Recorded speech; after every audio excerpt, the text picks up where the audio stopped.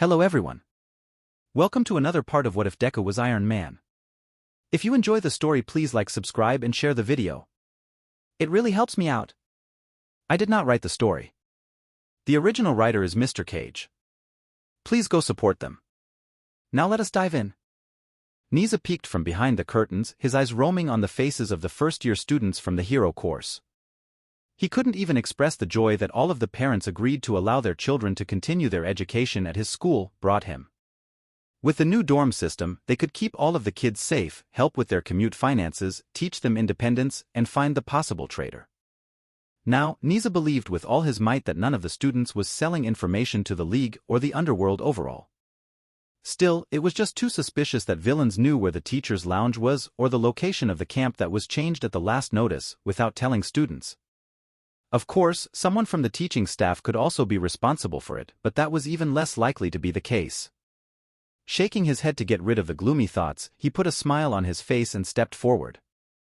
All of the noise died instantly as the students' eyes focused on his small figure.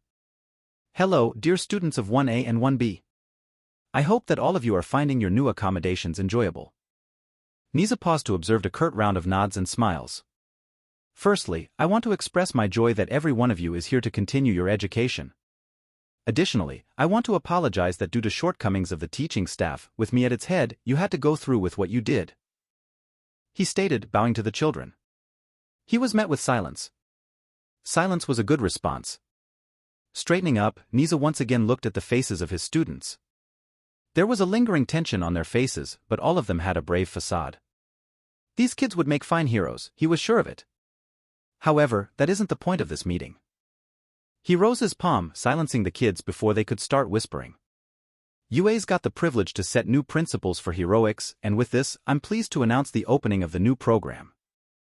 Murmurs arose from the students, asking questions about his cryptic message. In the corner of his eye, Niza spotted young Yaoyorozu beautifully faking her obliviousness. Midnight trained her well. Principal, if I may. Young Ida asked, standing up. You said program, does that mean that there is going to be a new hero course? Niza chuckled at that. In a way, you're right about it, but in a way, you're wrong. Oh, how he enjoyed messing around with their young minds. He could entertain himself doing that the whole day and wouldn't grow bored. Seeing there is a lot of confusion, I've allowed myself to ask the first member of this new program to explain it for you. Niza stated, moving aside. A small smirk danced on his lips. From behind the curtain, young Midoriya stepped forward, already spotting the new jacket designed to distinguish the new course. The teen shot him a look that held amusement and slight annoyance. The student stopped, cleared his throat and crossed his arms on his chest. With a lazy gaze, he measured his public, who appeared to be dumbfounded by the boy's presence. This ought to be good.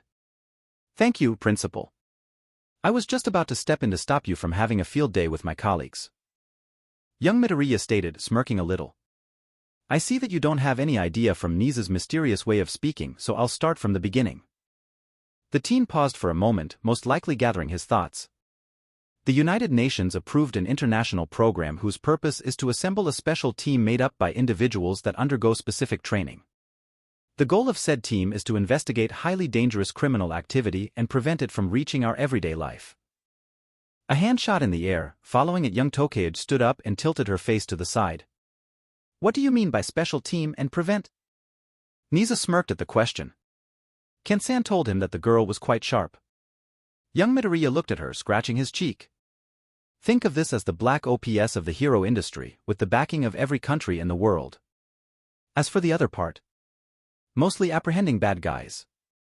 The boy replied with slight uneasiness at the end. The student seemed satisfied by that and sat back. However, right after her, young Shoji stood up. Why does the UN want us to be part of this? Is there even a need for such a team? The teen asked, causing whispers to travel through the room. Young Midoriya eyed Nizu, but he just smiled at him. He wanted to see how the boy handled it.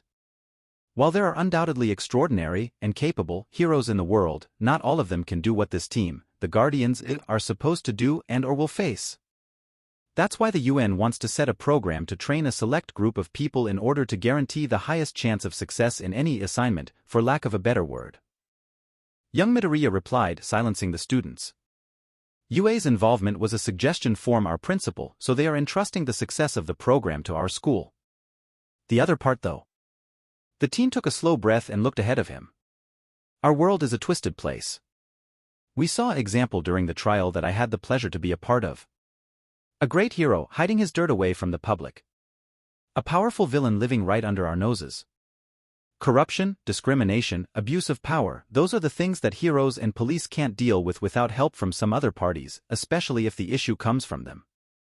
The UN believes that the Guardians Initiative is the solution to the problems that we're facing right now and going to face in the future. Nisa tuned off the chatter after young Midoriya's explanation. He was always proud of being the principal of this school. To lead the school that was considered to be one of the best in the world. However, when he saw the letter from the UN's council stating that they were basically giving him the keys to a potential better tomorrow, he may or may not have laughed hard for half a day. To think that in the past, he was an object of experiments on quirk research. Young Midoriya's little speech about the new program was something he could wholeheartedly agree on. Humans always were illogical creatures in his eyes, their flaws showing at every step, every action they took. But wasn't it also the beauty of humanity? Wasn't it what made all of them humans? Huh. This oh-so-special course won't be that hard to get in. I mean, if the quirkless student from support could somehow get in, then there's no way that the superior students from the class 1B. Ah right, Nito Monoma. Nisa had heard about him. The boy was quick to jump into conclusions and had some agenda against 1A. Maybe consulting the teen with Hound Dog would do some good. Nisa peeked at young Midoriya, who was looking at the teen with an unreadable expression. It was similar to the one that humans had when they observed a weird animal doing something questionable. Have you ever taken a life? Young Midoriya questioned, his voice filled genuine curiosity. To say that this caught Nisa off guard would be like saying that Aizawa was tired. He wasn't expecting it. Judging from the eerie silence, neither did the students. Young Yayarosa seemed to be quite surprised and a bit worried.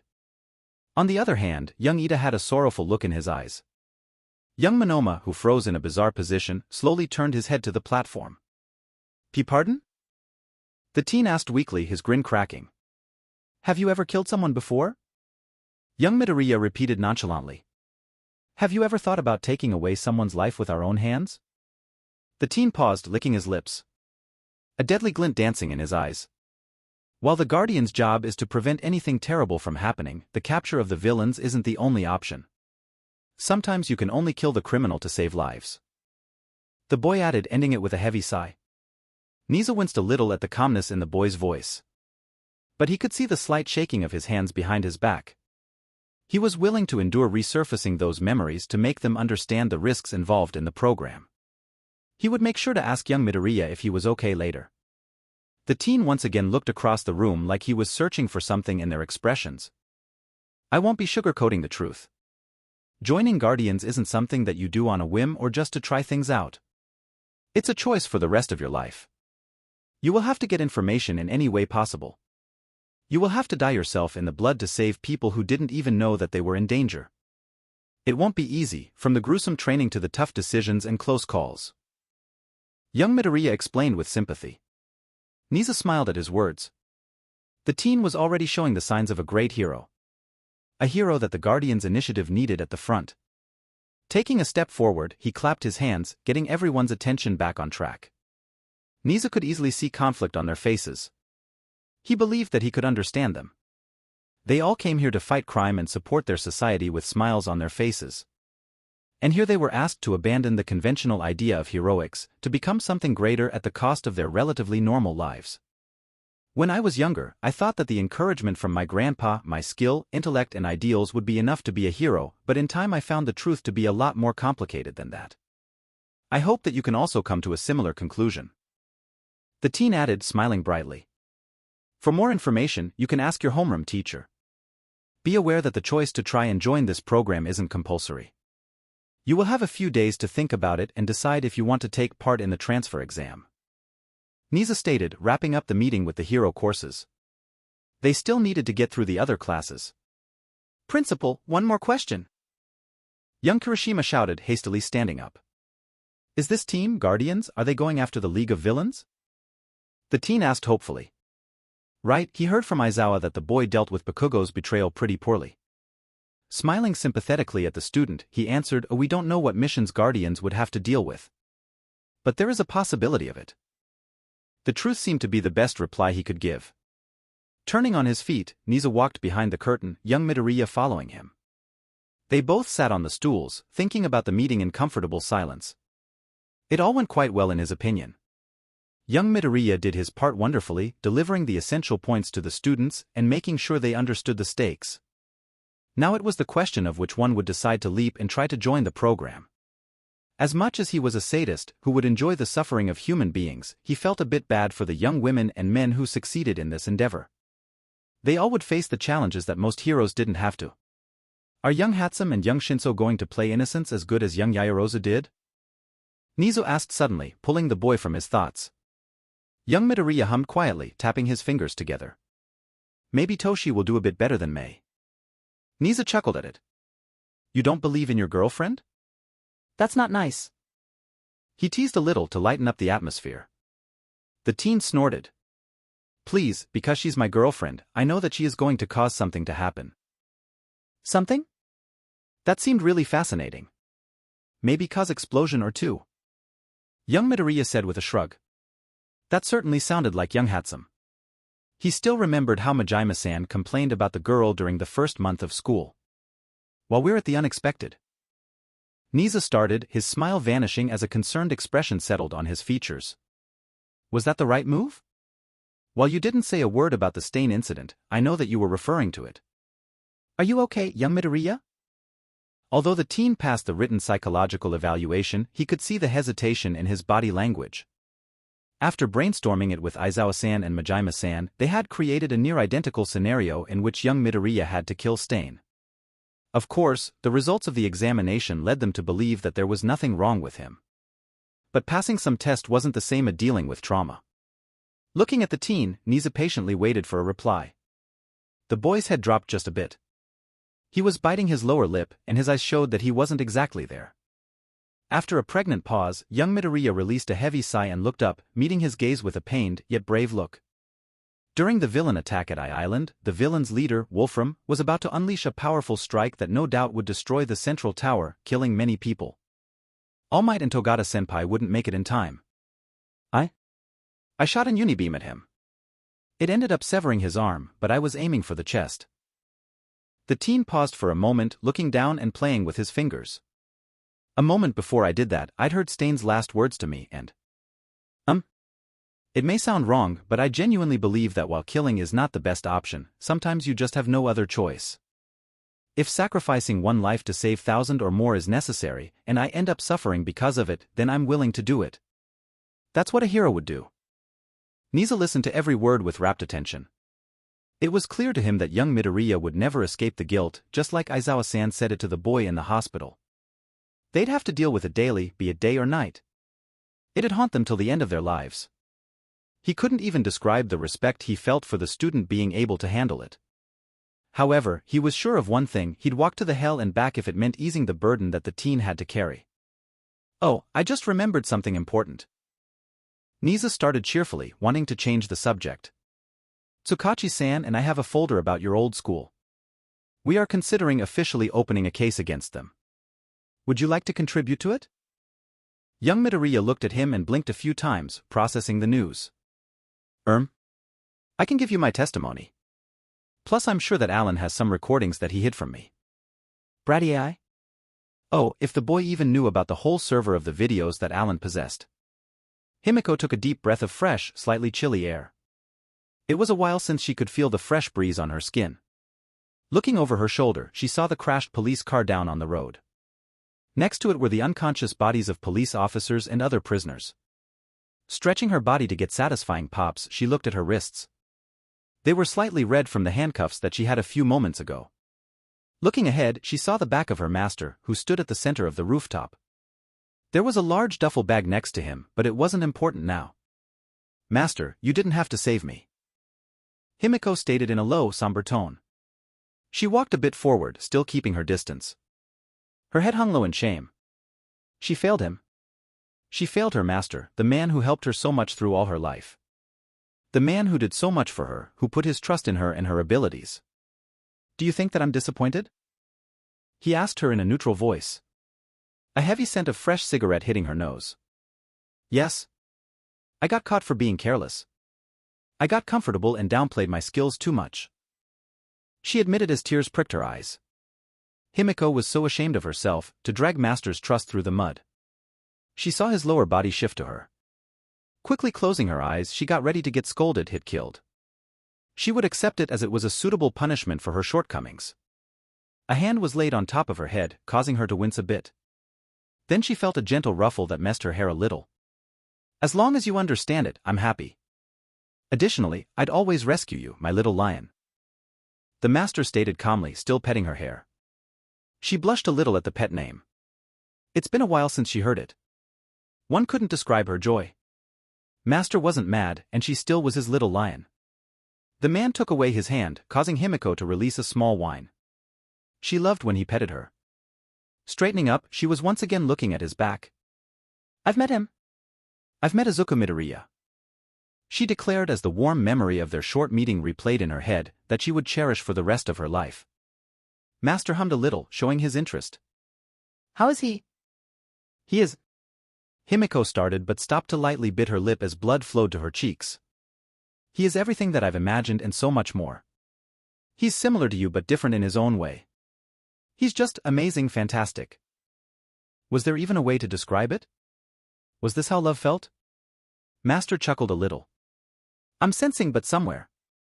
Really? Just how great his intuition was. But he has girlfriends. Himiko admitted with a sigh. I fought against one of them. She wasn't that bad. If only she could fight at her full potential, she would destroy Yamamo. So, what are you going to do about it? The man asked curiously, no doubt greatly amused by her situation. I still want to be with him. She whispered, thinking about it. Allowing her mind to go wild, she fantasized about the way that Izuku would hold her, kiss her, prepare breakfast for her, tell her how beautiful she was. She really should stop reading those stupid, popular romance manga, shouldn't she? Then, by all means, go for it. By having a dream to chase, you can achieve great things, Himiko. Believe me on that one. Master said confidently, taking a puff from his smoke. Oh, she believed him. Master wouldn't be able to build such a vast empire by not having a dream. A dream that would change the world so much. All for the betterment of their twisted society. What's in the bag? She asked, kneeling next to it. All right. I almost forgot. You're taking a little break from the league. I want you to help a team with their task. The man said, scratching his temple in an embarrassed manner. As for the bag, why won't you have a look? Grabbing a zipper, Himiko pulled it down, showing her a bound man in his birth suit. He appeared to be out cold. Under his feet was clothes, her villain outfit. Next to the head was a large syringe, filled to the brim with something red, her blood. She knew what was going to happen. She took the syringe, grasping it tightly. Aiming at the exposed arm, she plunged her hand down, only to stop mere millimeters from the skin. This man, who is he? She asked in a low tone, observing the face of the bound man. Better be safe than sorry. A killer and a rapist. Someone who became my enemy. Master said peacefully, however, she didn't miss the slight edge at the beginning. She could practically hear the smile in his voice at her correct course of action. Good, there was no need for a man like that. Inserting the needle in the vein, she pushed the piston down, emptying the content of the syringe. When she was done, she willed her quirk to activate. Suddenly the man's eyes opened, and a muffled scream tore from his throat. His body convulsed, making him trash around in apparent agony. A whitish goo sprung from him, enveloping him in a tight cocoon. After a few moments, the excess material melted away, showing a perfect copy of her. Grabbing a knife from between the clothes, she cut the rope around the wrists that was already a bit loose. Get out from the binds. She ordered swiftly, looking through the rest of the stuff in the bag. Finding note, she saw the location to which All for One sent the league. Quickly remembering it, she put it back and stood up. Get dressed. When you find those losers, act like the stupid villains with mental issues they are. Himiko ordered, already enjoying the break she was getting from the league. God only knew how she needed it. The clone's blank eyes immediately gained a lively look, sprinkled with insanity. Oh, I can't wait to play with Tomura-chan. It said in the matching voice, giggling at the end. The clone took the bag and walked away with a skip in its step. I'm always amazed by how great your quirk is. Master stated in awe, dropping the end of the cigarette on the floor. Yeah, me too. Himiko agreed, stepping next to the man. Looking up, she saw the moon in the sky. She felt Master's hand on top of her hand, making small circles, which sent shivers through her spine. Himiko briefly wondered if Izuku was looking at the moon right now. Niza shifted in his chair for what seemed to be 100th time in the last 10 minutes. His excitement barely contained. The same could be said about everyone around him, all of the teachers, heroes and government workers engaged in the small talks, questioning and even making bets as per UA's common. As unethical as it was, Niza may or may not have added some money to the pool. Peeking at the clock, he saw that it was almost time. The last interview ended 20 minutes ago. Clapping his hands, all the talks immediately ceased. We're 5 minutes away. I want you all to focus now. While to many of you it may be similar to the entrance exam, we need to look at it with a more critical eye. Niza cheerfully reminded, turning to the monitors that came to life. Through the camera feeds, he saw many of UA's training facilities. Before every gate was a group of students, many were coming from other schools, even from abroad. All of them hoping to get a place at the Guardians program. The kids were masking nervousness with excitement, not that Niza could blame them. During the briefing, he told the candidates how the practical part of the exam would look. To say that it was more brutal than the infamous entrance exam would be putting it mildly. The cameras inside the training facilities showed the members of Help Us Company walking around the area, simulating the everyday activities for a given environment. At each facility was a large group of living training dummies who would play the role of the villains. While typically their operating program wouldn't allow them to function to the needed extent, Alan declared that he would gladly take the wheel. Niza was sure to send a small prayer to whatever deity there was. The kids needed it to survive against ruthless AI who stroked his sadistic side during a demonstration. A door to the room opened. Through them, a delegate from UN walked in, politely greeting everyone in broken Japanese. It was a compulsory obligation to have a representative to oversee the exam and make a report. Not that Niza minded, it was necessary to ensure that their methods would be adequate. Right after the delegate, the problematic four, as Aizawa dubbed them, walked in. While the kids didn't have any real power over who would get in, their opinion could be valuable. Plus additional entertainment from the remarks would surely make Niza's day even better. Glad you made it. Niza said, smiling lightly, as students sat on the empty chairs next to him. Of course, we wouldn't miss the show. Young Shinso replied, stifling a yawn. So how it's going to be done? Young Hatsum asked, looking at the screens. Similar to the entrance exam. Students go in and battle the enemy. Of course, this time it's going to be much harder, considering that the HUC is there. This exam is going to push all of the students to their limit, not only physical but also a mental one. Niza replied patiently. We will do one center at the time. Not only to better observe the participants but also to ensure that there isn't any danger to the lives of people at the side. It's going to take a while. Young Hatsune replied, sighing loudly. Young Yayarosa giggled at the girl's antics. It's necessary, May. We need people with the best potential. Hey, genius boy. Kiyama-san called the boy, grinning widely. The woman had more casual clothes, fitting for a pregnant woman. Do you want to join the bet? We're betting who's going to get in. Mistress. It's unethical to. Young Yayarosa shouted, pointing the finger at the woman. What's the entry fee? Young Midoriya asked innocently. Izuku. No. Aizawa leaned closer, a betting book already open, a pencil ready to write down the bet. 1,000 yen. You can only choose one person. The man explained nonchalantly. The boy quickly scanned the monitors before smirking widely. 20,000 yen on Denki Kaminari. He said in a smug tone. Niza was pretty sure that he heard choking sounds somewhere around the room. The teen single-handedly doubled the betting pool. Got it, problem child. Anyone else? Aizawa asked, looking at the other students. No, we're not. I'm going to follow the boss. I choose Pikachu. 2,000 yen on him. Young Shinso said, cutting off the young Yayarozu. Toshi. The girl's neck snapped the boy. I wanted too. 1,000 on Gravity Girl. Young Hatsum added, smiling brightly. Not you too, May. Young Yayarosa moaned, sending the girl a betrayed look. Young Midoriya chuckled, making the girl pout madly at him. Give in, dear. I know you want to. The teen said teasingly. If a look could kill, then the boy would be 6 feet under. The girl huffed at her lover and looked at the monitors. 5,000 on Kyoka-chan. Young Yaoyorozu grumbled, sinking into her chair, crossing her arms on her chest. See, it wasn't so hard. Young Midoriya stated, which earned him a harmless swat from his girl. Niza chuckled at the teen's antics. In the corner of his eye, he saw that 13 tried to explain to the very confused delegate what had just transpired. Shaking his head in amusement, he properly sat in his chair, looking straight at the monitors. The fate of the Guardians depended from the performance of the kids, and he needed to oversee every second. When that whole Guardians idea was presented to them, Kyoka wasn't sold on it. Yeah, sure, the band of superheroes sounded rather cool. But was it really worth it? Did they have to kill someone if the need arose? Could she even do it? She and other girls at 1A talked about it for a while. Most questions were directed to Yamamo, mostly because her boyfriend was in the new program.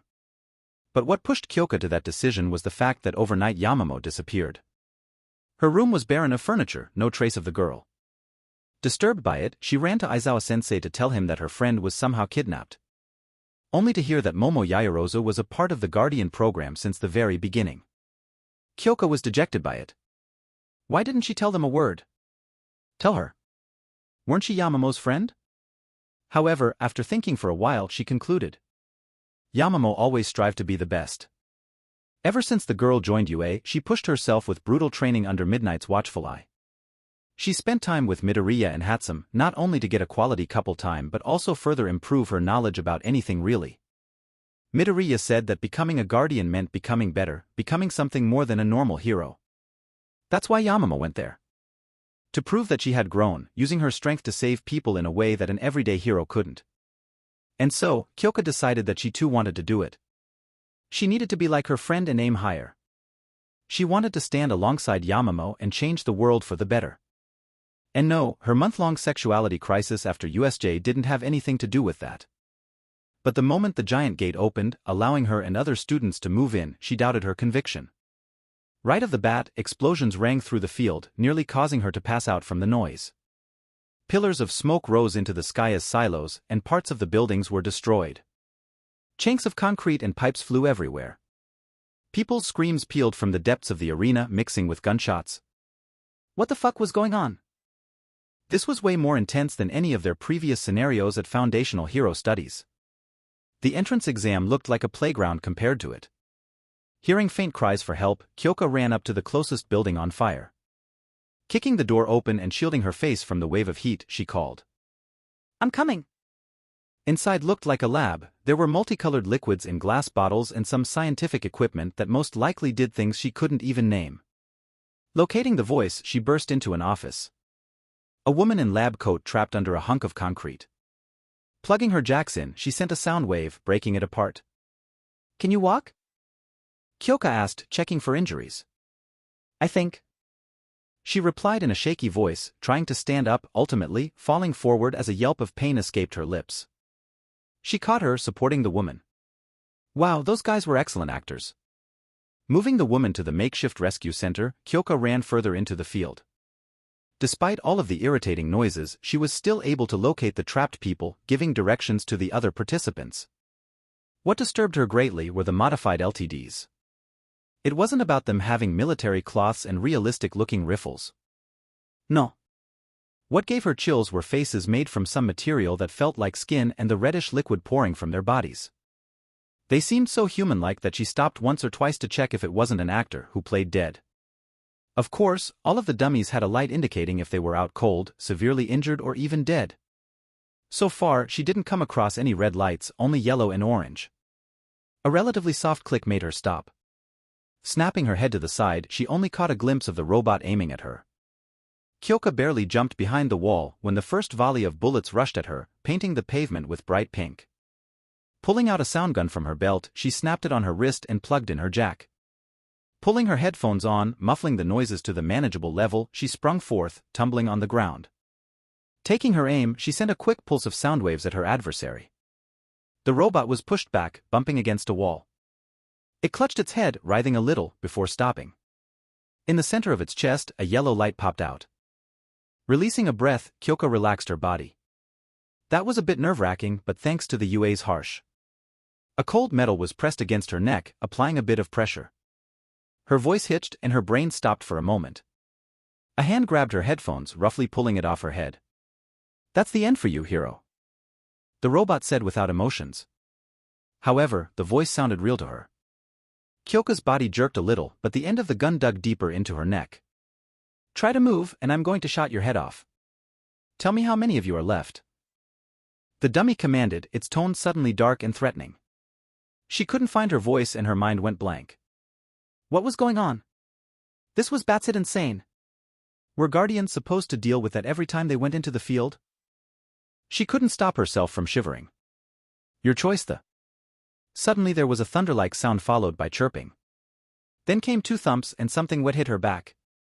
Swallowing hard, Kyoka shot up and quickly turned around. The robot laid on the ground, next to it out cold actor. The dummy's head rolled a few meters away, and red liquid poured from its neck, red light shining brightly on the chest. Snapping her gaze to the side, she saw Kaminari kneeling on the ground. His hair pushed up and golden bolts of lightning dancing across his body. Yet all she saw were the patches of red on his clothes and his outstretched hand. The boy stood up and gazed at her with shining eyes, stopping the breath in her chest. His eyes, there was no trace of goofiness or stupidity. They were sharp, boring into her head. His expression was stone-like, and a few droplets of crimson only added to the dangerous aura around him. Kaminari's gaze shifted for a second from her to the actor on the ground. "Take him to the gates. The path is clear," he ordered her in an impassive voice. Before she could reply in any form, the teen jumped up, catching the pipe, pushing himself further from it, vanishing from her sight in seconds' yellow-black blur. Her legs gave away, making her fall on her butt. Just what was going on? Ochako wasn't exactly sure why she chose to participate in the Guardian transfer exam. Training to be a hero on its own was already demanding, and from what Aizawa-sensei told them, the new program would be even more insane. She didn't need to do it. All she had to do was train hard, graduate, get into a decent agency, and raise money for her parents. But here she was, running around the urban area, trying to make sense of what was happening around her. From the comms, she was aware that somewhere north of her was a big standoff. Heroes were trying to get to the barricaded villains, who were protecting the base of operation. Or something like that. She couldn't make much sense of it, seeing as most of it was in English and Spanish? Or was it Portuguese? No matter, her focus laid elsewhere. There were still many robots on the street, which caused panic around. As far as she knew, about half of the field was already evacuated. She helped here and there, trying to avoid the confrontation with dummies and their deadly guns. Seeing as she was a close-range fighter that couldn't quickly close the distance, Ochako believed that she would have a hard time with robots controlled by Alan. Running up a little, she jumped at the edge of the building, activating zero gravity on herself. A set of wings opened on her back, helping her to stabilize her flight. Correcting her course with swift releases of pressurized air, she made it over the street, landing safely on the rooftop. She was truly grateful to Hatsum and Midoriya for upgrading her suit like that. And getting rid of those stupid high heels.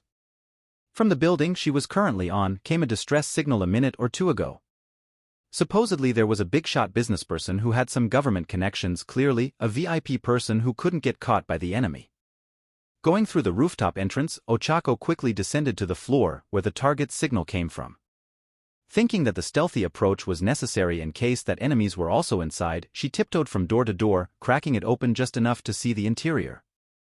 Finally, she arrived at the conference room in which she spotted a trembling person who clutched to the briefcase. "Hey. I came to rescue you," Ochako announced, coming closer. "About time." The man shouted angrily at her. "I have connections. I can easily cut the support the heroes get from the government, you know that?" Blinking at the outburst, she sheepishly laughed and scratched the back of her head. Sorry for that. I had to make sure that the floor was secure." Standing up, Ochako moved to the windows and peeked through blinds. She saw a small street under her and not a living soul around. Good, the escape route was clear. Coaxing the actor, who got on her nerves, she grabbed onto the man, activating her quirk on them and jumped from the window. Controlling their descent with pressurized air, she gently lowered them to the street. Step 1 cleared. Now Step 2, transporting the VIP into the safe zone. Maneuvering through the alleyways, diligently double-checking every corner, Ochako slowly but surely escorted the man closer to the safe zone. However, life was a giant jokester. Just 5 alleys away from the destination, a blade shot out from the dark corner, scraping her arm with bright green paint. Immediately she jumped back, taking VIP with her, despite his screams of distress. Assuming a pose that was all but drilled into her by Gunhead, Ochako prepared herself to face her enemy. She watched the gleaming blade reflect sunbeams and black military boots appearing from the dark, along with the rest of the robot in the military garb. She saw some during the exam, mostly lying motionless on the ground with an orange or red light shining from their chests. Still, it was her first time being so close, so personal to one. "Hand over that man, and I won't carve your face," the LTD told her in the cold, machine voice. She didn't answer, only shifted her stance ever so slightly, readying herself for combat. The robot sprung forward, covering the distance between them almost instantly. It was fast, really fast. But not as fast as Gunhead when he was serious. She dodged, the blade leaving a tiny green line against her helmet. Her hand shot out, fingers almost touching the body before she had to duck from the knife aimed at her throat. Ochako positioned herself for a rising uppercut, yet at the last second was forced to jump back from the downward strike. The robot was annoying and quick. If nothing changed then, for the remaining time of the exam, she would have to fight off the machine. Running away wasn't an option. Not because of her pride or something along those lines, but because of the gun in the holster. She doubted that she could dodge a bullet. Sparring a glance to the side, she confirmed that VIP hid, his trembling form showing from behind the mailbox. A sudden shadow overcast her, making her roll to the side. Ochako blocked another 2 swipes, just barely avoiding the unexpected kick. Damn it!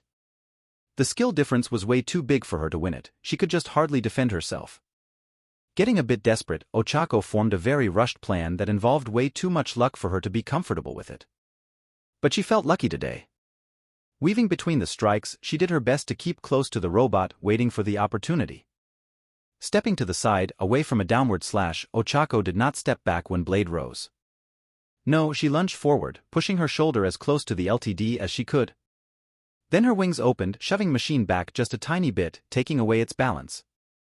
Not letting the chance go away, Ochako rushed forward, tackling the robot to the ground. Catching the hand holding the knife, she swiped her free palm at the exposed neck. But machine grabbed her wrist just shy from her target. Gritting her teeth, Ochako tried to push with her whole weight to close the distance, but the robot shook his hips, throwing off her balance. They rolled a bit on the ground, finally with her enemy coming on top. Forcing his right closer to her, the machine pressed harder, trying to push the blade into her chest. Trashing her body around, she attempted to free herself, but all she managed was getting some loose space for her left leg. Betting on the realism of the scenario, she risked taking a page from Yamamo's book. A knee to the groin. The effect was instantaneous, the robot yelled loudly, its body jerking to the side. Not being the one to waste an opportunity, she smacked her hand into the skin on the neck, feeling the effect of her quirk taking its hold. Twisting a little, Ochako kicked the machine hard, using additional power from the spring in her heel, sending the robot through the broken glass into a shop. Quickly standing up, she tried to catch her breath. Looking over her shoulder, she saw the VIP still trembling behind his cover. Power walking to him, Ochako grabbed the man by the arm and started dragging him away. Not even 20 meters away, she heard a loud bang and felt something graze her shoulder. Snapping her head to look behind, she saw the machine drifting through the air in the arc, aiming the gun at them. Thinking fast, she tackled the VIP as another shot was fired. Touching her hands together, she deactivated zero gravity, making the robot fall. Standing up, she shielded the man, desperately trying to think for a way out of this situation. She watched as the machine stood up and aimed a gun at her. Ochako snapped her eyes shut, accepting her fate. Just then she heard a sound similar to the engine of a race car and a loud battle cry. Opening her eyes in surprise, she saw Ida driving his feet into the robot's side, sending it into the wall. She followed the machine's movement, her gaze settling on the bright red light in the middle of the chest. "Uravity, are you okay?" the teen asked, offering a hand. Grabbing the palm and was about to answer, but the feeling of something wet on her palm stopped her. Taking a good look at her classmate, she saw his costume marred in splashes of red, especially around his legs. Swallowing hard, she just nodded and stood up, keeping an eye on Ida. A mass of questions swirling in her head. The two of them escorted the VIP into the safe zone, the words of gratitude falling deaf to her ears. Before Ida could take off, she caught his arm, surprising both of them by her act. Uravati? Is everything all right? The teen asked, clearly worried. Biting her lip, she released her hold. Her eyes were roaming around, trying to avoid her classmate figure. Finally, after what seemed like an eternity for her, Ochako asked. Why? She cringed a bit at her voice. It was a shaky, almost choked whisper. Observing Ida closely, she saw him tilt his head a little and touch his chin. Now that she thought about it, she should make it more clear. However, before she could correct herself, the boy took off his helmet and looked at her with an unreadable expression. She squirmed under his gaze, once again looking away. Because I owe it to my brother, Midoriya-san, and society. He stated, releasing a deep sigh. Because of my shortcoming, a tragedy happened. Because of my anger, the life of a man was taken. Yes, he was a villain, but that doesn't justify it. Ida paused and looked her directly in the eyes. Because if I don't do it, I would not be able to live with myself. I may fail at becoming a guardian, but if I don't try, then I might as well give up on being a hero. He ended with a small, pensive smile. Ochako took a moment to mull over the words. A realization hit her. Finally, she understood why she was here. She wanted to be like Ida. Since the beginning of the school, Ochako was stuck with him and the two became fast friends despite the apparent differences. The teen was like an inspiration for her, to study and work harder, to aim higher. That's why she took the Guardian transfer exam. Because she wanted to be right next to Ida and make the world a better place. Smiling lightly, she opened her mouth to reply, but suddenly something hit her head, painting a part of her visor in bright orange. Ochako Uraraka, you've suffered a lethal hit. Please move to the area in front of the center. Alan's voice cut through the comms. However, she was more focused on Ida. The boy touched the back of his head and looked at his fingers, orange on his fingertips. The guilt filled her as the shock and regret passed through the boy's features. Ida, I'm so sorry. Ochako shouted, bowing down. She felt her eyes water. It was her fault for eliminating Ida. If only she didn't stop him. If only she was a bit stronger to fight that robot on her own. If only. A hand touched her shoulder, forcing her to straighten up. With teary gaze, she looked at her classmate, who smiled lightly at her. It's all right. I'm not mad. He released a sigh. Let's go, we are only creating an obstacle for other participants at this point. She took off her helmet and rubbed her eyes to get rid of tears. Grinning brightly, she felt into a step with Ida. Do you want to go grab a bite? I've heard that Lunch Rush is making some big buffet. The teen looked at her, nodding. That sounds wonderful. Hovering just above the ground, Inasa Yorashi sped through the dense foliage of the forest. So far he felt pretty good about his performance in this Guardian exam, saving a few people and taking down some robots so their light shone yellow. There were only a few minutes left, and he wanted to score some more points, all to be a better hero than Endeavor. Inasa, despite not participating much on social media sites, closely followed the whole quirkless ban law scandal. Imagine his lack of surprise when he learned that it was Endeavor's doing. That despicable man most likely couldn't bear the shame and humiliation from seeing his son beaten up by that Midoriya guy. He would never say it out loud, but seeing Endeavor in cuffs and nozzle gave him great pleasure, one arsehole less in heroics. That's why Inasa was here at UA taking Guardian's exam. While most of his friends as Shiketsu didn't want to travel here, due to the school's rivalry, he came here and aimed to pass the test to ensure that there will be fewer heroes like Endeavor in the future. To have such dispassionate men and women would be a disaster. And that included that damnable son of Endeavor. Inasa still remembered their brief interaction at the entrance exam for recommended students. The hateful gaze and cold attitude. That was what drove him away from attending UA. He didn't want to have anything to do with Shoto Todoroki. Unfortunately, the universe had different plans, like a giant ice wall that suddenly popped some distance away. Stopping for a moment, Inasa listened carefully. A sound of gunfire reached his ears, lots of it. Gritting his teeth in anticipation for unpleasant dealings, he rushed there, rising into the air. Getting a better view of the situation, he saw a small group of robots closing in on the ice structure that had a group of people behind it. Flexing his hand a little, he swept it at the machines, sending them into the trees with his winds without much effort. Nodding to himself, he lowered his altitude, touching the ground near civilians and Shoto Todoroki. The grimace already made its way onto his features. Todoroki blinked at him with a lost look before opening his mouth. Thanks. And just like that, a world came to a stop. What? Did the son of that flaming bastard just thank him? That was unexpected and weird. Maybe he got hit or something, because there was no way that someone like Todoroki would thank someone for saving their ass. Before Inasa could retort, he spotted a bright-colored spot on Todoroki's shoulder. Looking closer, he saw similar paint in the hair of one of the civilians. Hey! He called in a neutral tone. You got hit. Todoroki nodded and looked at the group. Are all of you unharmed? The boy asked with a voice that Inasa would dare to say was laced with care. Something wasn't right. Inasa felt like his whole world was suddenly thrown upside down. Todoroki, the son of burning scum, was acting nice. That family didn't act nice, friendly, with care, or anything close to it. The guy turned to him to say something, but suddenly his eyes widened and cold rushed past him. What the heck do you think you're doing? Inasa snapped angrily, wind swirling around him. If that bastard wanted to start a fight, he would gladly deliver it. You're welcome, came the reply in a neutral tone. Quirking his brow, he turned around and swallowed hard. There, between the trees, was one of the robots with a sniper rifle encased in ice. And before him, just a few centimeters away from his face, a magenta-stained patch of ice.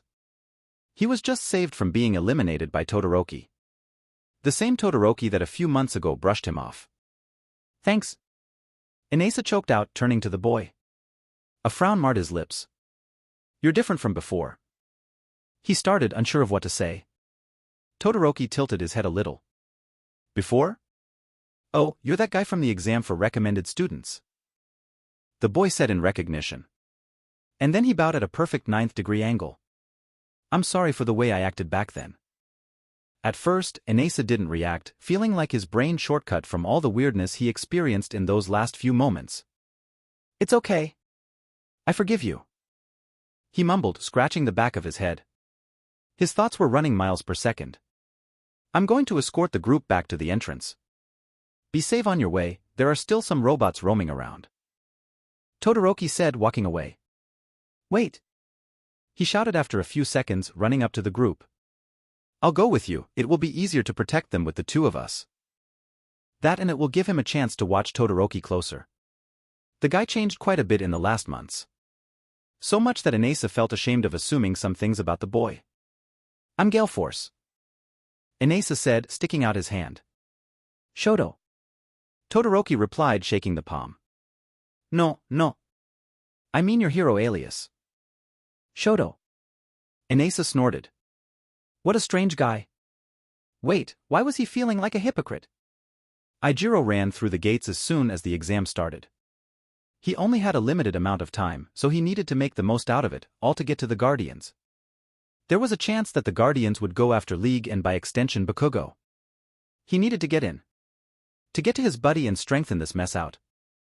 When things went awry and the whole class started to isolate Bakugo, he tried to act as a mediator of some kind. He understood that what Bakugo did to Yamamo was terrible, almost costing her life. Still, he believed that there was a logical explanation for it. Those around him just misunderstood Bakugo, couldn't see the gentle soul in him. But the more time passed, the more people turned out on his buddy. Even he was in doubt a few times, which wasn't manly. A real man never doubts his friends. Although, he would lie if he said that he wasn't disturbed by Bakugo joining the League. And attacking All Might. And Midoriya. Yeah, a whole lot disturbing. Especially after discovering that Midoriya was a cool guy. Shaking his head lightly to get back on track, Ijiro ran into the alley, stopping at the end. Peeking out to scan through the street, he hadn't spotted any enemies. Although he heard some gunshots some distance away. He was about to go in that direction, but a rapid knocking against a window stopped him. Looking around, he saw an older woman in the house. Nodding to himself, he went to the door and opened it, stepping inside. Ma'am, please go with me. This place is not safe, he said quickly. However, he immediately spotted a slight problem. The woman was in a wheelchair. Would you like me to carry you? It'd be a bit faster, he proposed kindly, already kneeling. Oh, that's so nice of you, the lady replayed, latching onto him. Making sure that a woman was secure, Ijiro walked towards the door, his heart swelling a bit in joy. He felt like a real hero, a hero who would help his buddy in the future. That put a smile on his lips. Sudden wetness hit a side of his face, along with a smell of paint. Before he could react, he heard. Eijiro Kirishima, you've suffered a lethal wound. Please move to the area in front of the center. Refrain from aiding other participants on the way back. Eijiro stood numbly for a few moments. A single thought running through his mind. Why? Nito believed that it was finally his chance to show those stuck-ups from 1A the superiority of his class. He talked some of his classmates into participating in that Guardian exam. If in the end more of his classmates would end in Guardian course than those 1A bastards, it would clearly mean that 1B was above them. No, Nito. Not if, but when.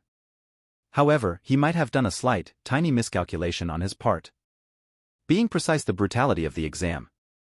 So here he was right now, running like a headless chicken through the alleys. He tried his best to lose those pesky robots that chased after him.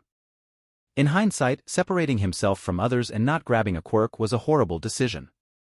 He wanted to show off, saving civilians from the machines, which would no doubt grab him a spot in the program. But now he was royally screwed. Ducking behind a low wall for cover, Nito did his best to not scream like a girl when a volley of bullets his hiding spot. Suddenly, he heard a crash, some grunts, and after that a silence. Blinking, he rose a bit to check on the situation. All of the robots were laying on the ground, yellow and orange lights shining on their chests. Between all of them, he was a familiar figure. Ah, Kendo! He called, jumping to his feet. Nice timing. Although I was just about to take care of them, your assistance is appreciated. Now the two of us can show those stuck-ups? He ranted but stopped at the flat gaze he was getting from his class president. It promised a lot of pain. She took a breath and opened her mouth to say something, but ultimately closed it and shook her head, releasing an irritated huff. Turning on her heel, she ran away, a few civilians following her. Nito blinked. He expected her to be more physical with him. Maybe it was that time of the month? Suddenly he heard a click of a pistol behind him. Turning around with a comical slowness, he saw 4 more robots with their weapons at ready. I suggest running. One of the androids said. Nito didn't have time to curse before first bullets were shot at him. Walking through the corridors of UA to her new classroom, Momo kept thinking about the last few weeks and all the mayhem that followed with it. Especially after the furious interrogation from her previous female classmates. The girls were extremely displeased with her sudden disappearance and silence about being a part of the Guardians program, to say the least. Although it took some time, they forgave her. And that was just her own personal problems. With everything that was happening outside, she was glad that she still had a few years to come to the pro-hero scene. Well, Guardians were supposed to be more than your ordinary hero, but the point was still made. For now, she could enjoy her, however, limited free time without a worry. Although, Izuku? Why does your tie look like this? She asked her boyfriend, whose face began to heat up a little. Looking at the weird way the aforementioned article of clothing was tied, Momo didn't know what to make of it. It looked ridiculous and silly, completely unsuiting her lover. Came the overly intelligent answer from Izuku. Didn't you know? He can't tie a tie to save his life. Mei chirped in from her side, looking a tad amused at the situation. Come on, it's not that bad. Her boyfriend tried to argue, toying with the end of his tie. There was a time when you've spent good 20 minutes to get it done correctly, after which you just threw it across the room. Her girlfriend added, sounding strangely fond of this memory. Izuku let out a whine and hid his face in his hands. I just can't get it. Mom tried to teach me, Stan attempted to teach me, but both failed. He confessed with a sigh. What about your father? Momo asked, suspecting the negative answer. Oddly enough, he apologized, saying that it's his genes at work. Izuku replied, causing her and made a snort. So it was a Midoriya thing. Stopping the walk, she turned to her boyfriend and undid the knot. Taking her time, she tied it, showing great meticulousness about her self-imposed task. I guess we could make a baby that would do it for you. Mei mumbled, her gaze stuck in the horizon, most likely already entertaining the idea of such machine.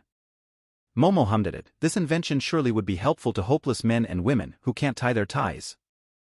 No, I don't mind doing it. She replied in a thoughtful tone. Are you sure? Izuku asked, quirking his brow. She smiled a little, finished a knot and moved it up to the collar of his shirt. Laying her palms against his chest, she pushed them down with deliberate slowness to make sure that everything was straight. Which came with an added benefit of feeling his muscles. In the end, she grabbed the knot and held it up, making Izuku stand on his toes, and stole a kiss. Quite sure, she stated, knowing that she made her mistress proud. Her boyfriend, who at first was a bit puzzled by her actions, grew a smirk on his face. Thank you, kitten. Before she could retort, a rustle of clothes reached her ears. Turning to the side, she caught her girlfriend, who untied her tie and flashed her a giant grin. Shaking her head in amusement, she repeated the process, this time getting a pleasant feel of maze curves.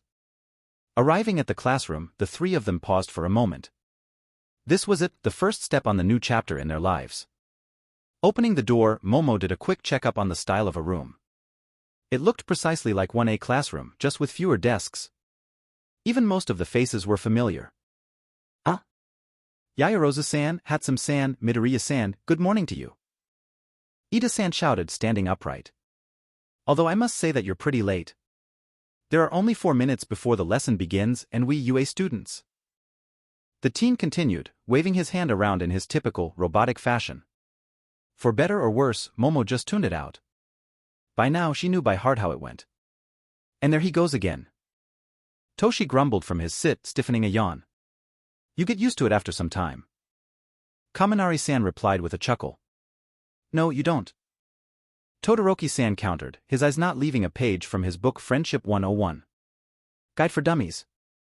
I'm going to sound like a hypocrite, but 1A sure had some eccentric characters. Kendo-san stated flatly, gazing at the scene with incredible expression. Like Kaminari-san said, you get used to it. Momo said, sitting next to the girl. Making a quick head count, she spotted something weird, an open sit. But as far as she knew, only 4 passed, or rather decided to join after passing the exam. And the UA students were informed about it 2 days ago. Was it someone from outside the school who made the last-minute decision? No use thinking about it now, the mystery would unfold itself soon enough. Kendo-san, did no one else from your class decided to join? Momo asked, wanting to kill time with a simple but pleasant conversation. The girl looked at her a bit bashfully and scratched her neck. Well, I won't quote some of the comments made, but those who did pass it were somewhat dubious about keeping up with the program. That or scared, she said truthfully, smiling a bit uneasy. Yeah, I get what you're saying, Kaminari-san said, apparently listening to them. The rest of the 1A also had mixed feelings about it. Mineta dropped out, Todoroki-san added nonchalantly. Yes, he seemed very stressed with the way the exam played. Ida-san stated. It's a shame, he still could stay and. No, came the joint answer from everyone in the room except Kendo-san. Thank God for being merciful. Wait, weren't you a buddy-buddy with him, Kaminari? Mei asked with a slight edge in her voice. The boy jumped a little, quickly shaking with his head. I mean, at the beginning of a year, he seemed like a pretty chill guy to hang around, and he liked to goof out. But after actually paying attention to how he behaved and things he said, I thought that it would be better to stop it. The teen said hastily. I think with all the things that happened lately, it was too much pressure for him. So he decided to drop out and travel around the world or something. Around the world? Toshi asked, quirking a brow. Did he said why? She saw that Ida-san wanted to answer that, but was beaten by Todoroki-san. If you count out all of the sexual content, then you could say that he was rather silent about it. Todoroki-san! Ida-san screamed in outrage. When did you learn how to be humorous? Her friend continued, a slight grin on his face. The two-tone boy paused for a second, looking up. Yesterday, he said in an attempt to joke. Considering that he got a snicker from Kendo-san, Momo counted it as a success. Before the talk could go further, the door opened and through Aizawa-sensei walked in, dressed in a suit. If her memory served right, it was the same one he had during the press conference. Momo had to admit, the man cleaned up nicely. All right, let's get this going, Aizawa-sensei stated without an ounce of energy. Sensei, if I may? Ida-san called, raising his hand up.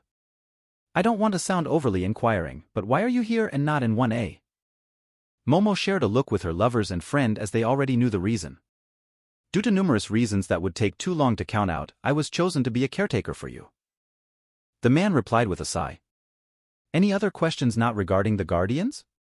We're still waiting for the principal to arrive with the last person. Momo tuned out the talks, her mind latching onto the teacher's speech.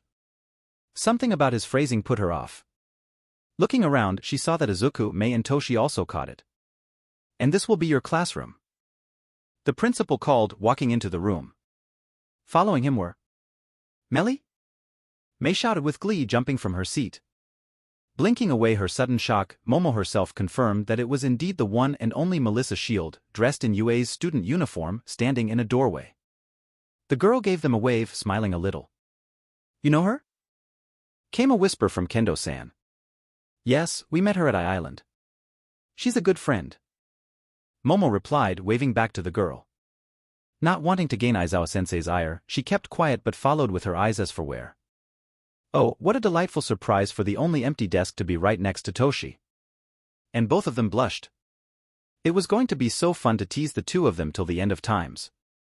Wow, midnight screwed her mind really good. Right, let's get this going. Aizawa-sensei stated, releasing a tired sigh. To answer the question that's bugging some of you. Miss Shield was accepted here as a person who's going to be your eyes and ears during various operations. She's here to get familiarized with you, allowing the team to build trust in her person. So you're like our overseer? Kaminari-san asked, looking at the girl in question. Oh yes. I'll also help you with your gear, be it inventing or maintenance. But Melissa replied, looking at the principal, who was already sitting on Aizawa-sensei's shoulder. Young Shield set her sight at becoming a full-fledged guardian in the future, therefore, she's going to be taking a more active part in your training, besides managing the comms. Niza-sensei announced cheerfully. Momo watched Aizawa-sensei sigh with an amusement. The man looked like he was about to be done with all of this, most likely regretting agreeing to play a part in Guardian Initiative. I'm glad that I was notified ahead of time about it. The Moss stated dryly, shifting his gaze at Melly. We'll manage something to get you in shape if you're willing to go all the way through with it. Thank you, sir. Now, as you're all aware, things changed. Aizawa-sensei said gravely, gaining everyone's attention. After everything that happened with Quirkless Hero Ban and Truth About Endeavor's doing, not only Japan started to look closer at their heroes. The man stepped to the side as a slide projector came to live, displaying numerous pieces of information. United Korea, England, the USA, Europe, a bigger part of Africa, and many more are inspecting their heroes for any signs of corruption and foul plays. It hasn't been 2 weeks, and already numerous agencies were closed, heroes' licenses were suspended or wholly revoked, with some instances taken as far as to the court. So starting off today. Aizawa-sensei paused, looking them straight in the eyes. You're not high school students. Momo managed to blink before all the hell broke. The loudest cry of shock came from Ida-san, which wasn't that surprising. She saw Izuku look at her, confusion marring his face. Momo answered with a shake of her head, she didn't remember anything about it. Gazing ahead, she saw Niza-sensei and Aizawa-sensei waiting patiently. Ida-san, if you could. Kendo-san called the boy, signaling him to sit down. I won't lie to you. Eraserhead started. You staying here, playing students, is in part a ruse to pull the wool over society eyes. The moment you said yes to become guardians, your everyday life ended. When your peers learn about history, you'll learn how to disarm the bomb. Their free time activities are your training with specialists. When they go on the streets to gain some work experience, you will be stopping organized crimes around the world. The man paused for a second. There's no sugarcoating it, the whole world is a mess right now, and many people are counting on you. Not only to ensure that everyone's life is slightly more peaceful but to set new standards. Yes, Kaminari? The boy scratched his head, looking somewhat troubled. I get that a lot is going on, but how do we do it? Prove ourselves to people? One way to do it would be by taking SNHQT. Todoroki-san chimed in. A laugh escaped from Niza-sensei, who looked greatly amused for some reason. You will face something harder. Harder? Mai questioned, swallowing involuntarily. Life itself. Aizawa-sensei stated. Your success or failure as guardians will be what dictates the next changes in our world. This is by far the most crucial thing our superhuman society will face, with you at its center. Talk about a weight on one shoulder. They knew that the Guardians initiative would be a game changer. Still, just now Momo clearly understood what the stakes are. Sir, if I may. Kendo-san called, gaining a nod from Eraserhead. You've mentioned that we're going to learn things from specialists. What kind of things are we talking about? And I mean no disrespect, but if guardians are so important, then why are you appointed as our caretaker? Why not someone with more experience in the field? I agree with Kendo-san. It seems like a strange choice. Todoroki-san added. Aizawa-sensei shuffled his papers before settling on one and glancing through it. The specialists will come from numerous fields. They will teach you how to deal with explosives and firearms, will show you how to strategize and plan. And so on. As for my person. Niza-sensei giggled loudly, cutting off Aizawa-sensei. I know that Eraser here may look like someone out of his depth, but trust me when I say that he's one of the best for the job. Why is that? Because he's responsible for creating one of Japan's best functioning underground communication system. That was something new. While Momo never doubted that the man wasn't resourceful, she clearly didn't expect that. It actually makes sense. Toshi said lazily. How so? Kaminari-san asked. Present Mike can use his radio station as a cover-up for encrypted messages. He's popular around all of Japan, so no one will think that it's strange if he addresses someone living in Hokkaido or on one of the many islands. Furthermore, Midnight has her perfume company, which could be used to send packages or other information via her firm. The room stayed silent, all eyes focused at the boy, who remained still and reached behind his neck to scratch it. I had a passing interest in cryptology. It's a good thing that you're keeping the secret for that communication system under lock and key, Eraser. Anyone with young Shinsa's knowledge would crack it. Niza-san stated, clearly entertained. He was right? Mei and Kaminari-san shouted. Regardless of that, my presence here is also a part of a ruse to fool society.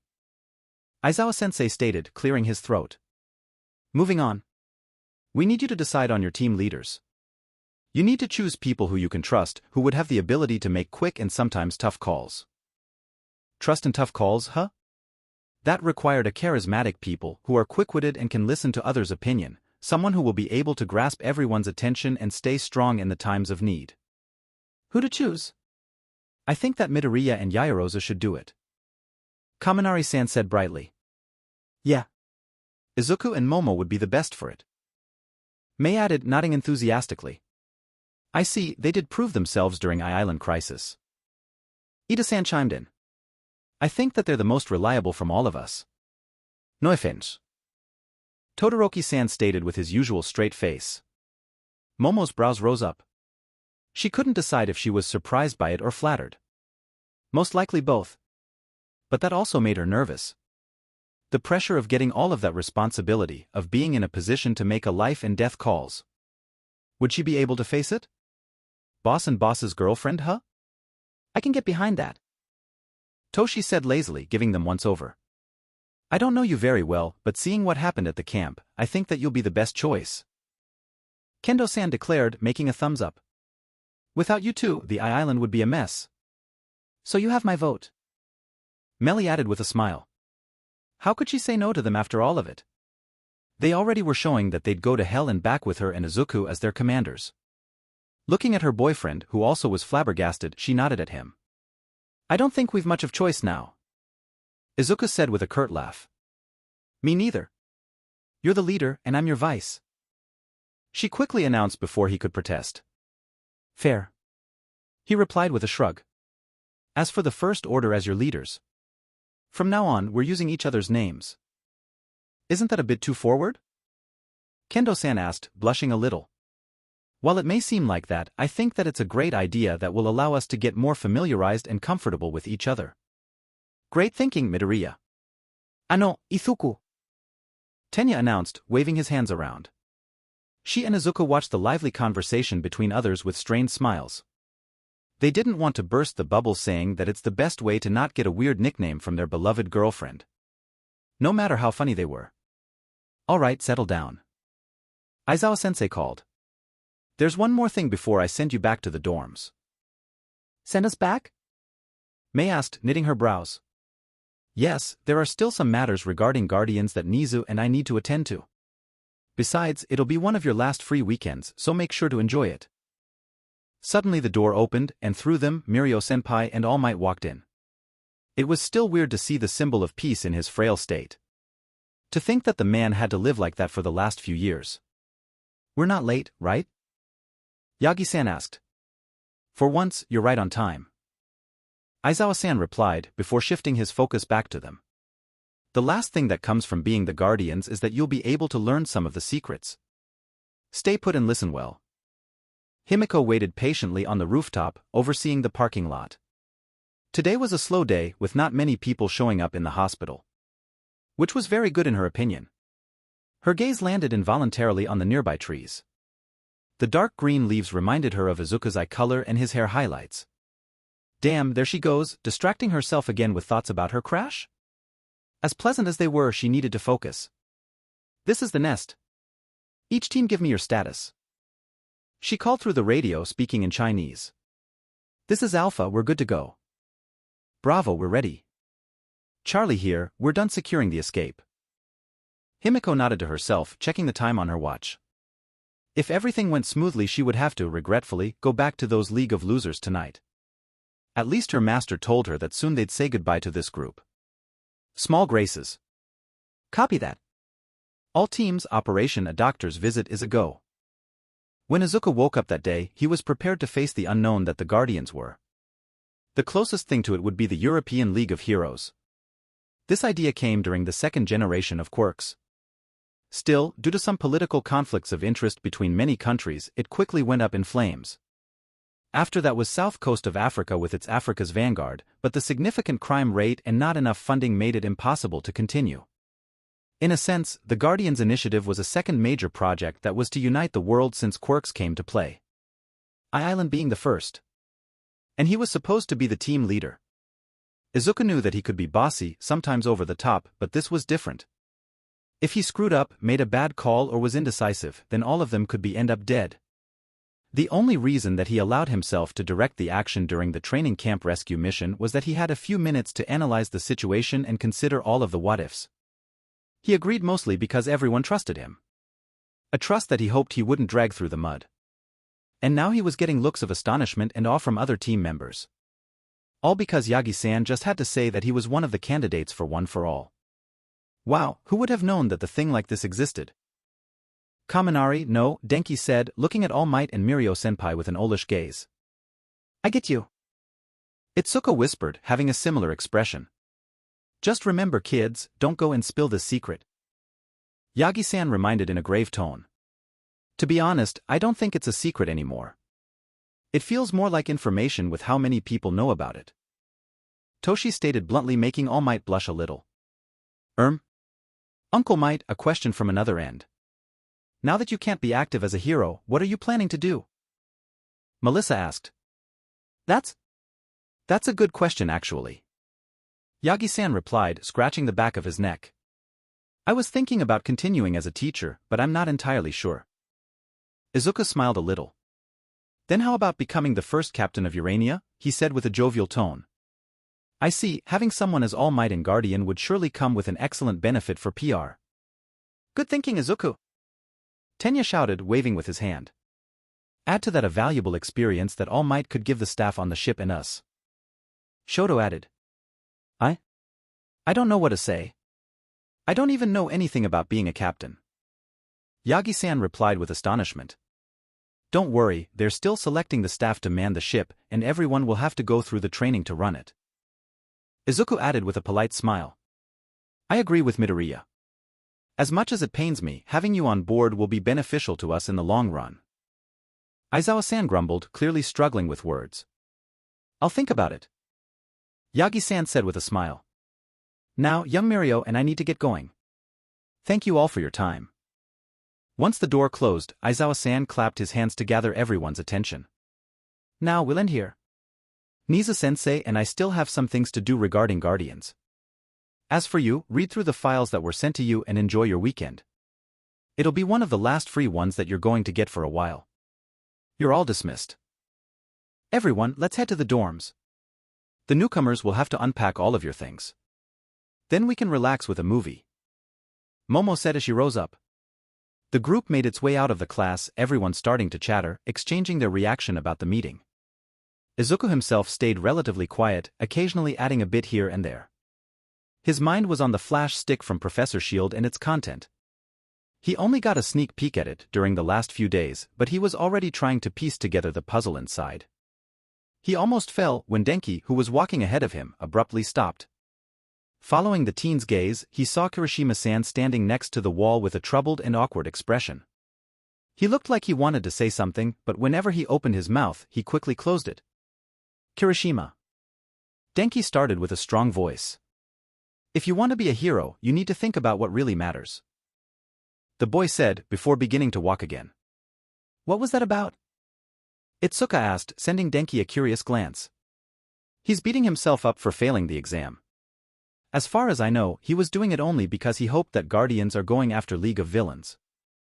It's about Bakugo, right? Shoto questioned nonchalantly. Kirishima-kun always tried to get to Bakugo while he was in school. He seemed to see something in him. Tenya answered, stroking his chin. Well, as long as Kirishima-san finds what he needs to, it's fine. Momo stated, ending the conversation. Arriving at the dormitory, they were welcomed by the stacks of suitcases and cardboards with the names on them. Why don't you guys unpack while girls, Toshi and I make food? Izuku proposed, already marching to the kitchen. Excellent idea, Izuku.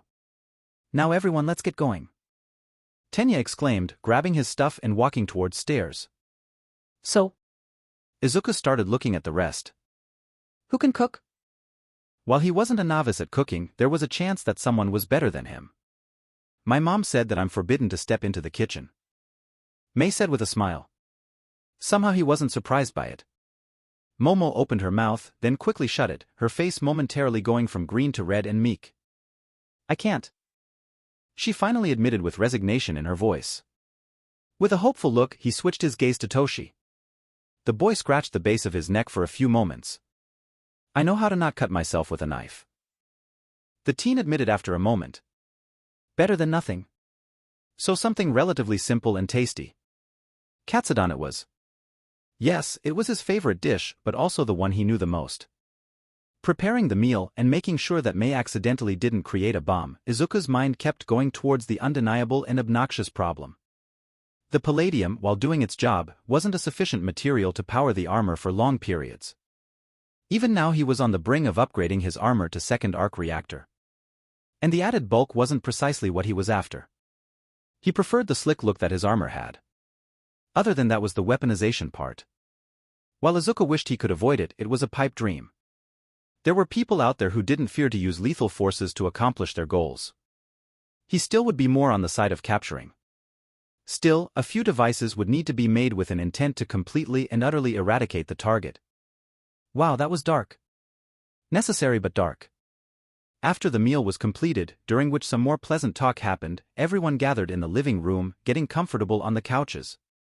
So, what are we going to watch? Itsuka asked. I think that going with a theme we should watch something about the superheroes. Denki proposed, smiling lightly. The theme? Shoto questioned, raising his eyebrows ever so slightly. I think that he's referring to us being the Guardians. Mei replied.